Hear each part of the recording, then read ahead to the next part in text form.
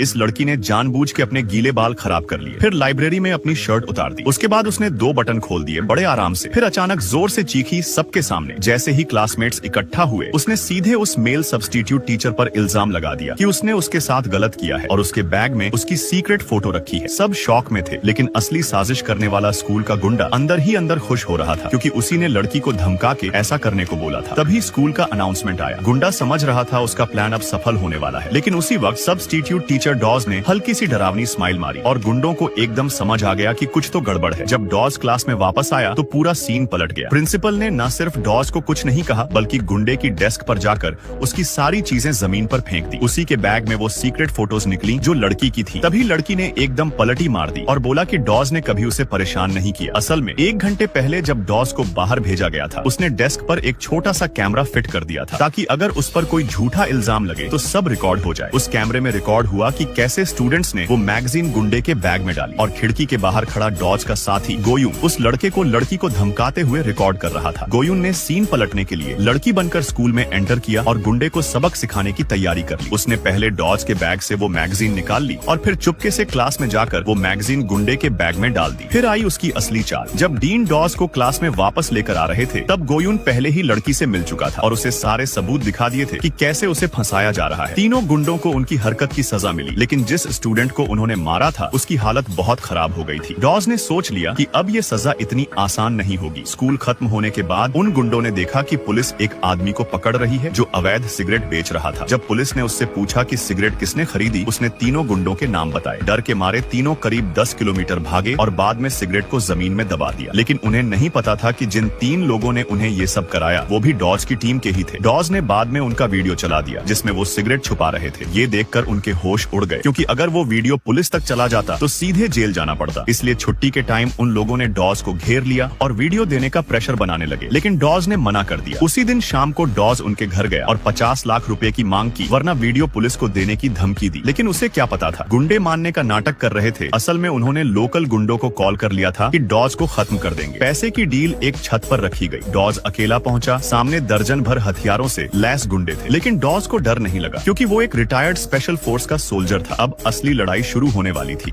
और फिर video like करने पर पार्ट 2 मिल जाएगा।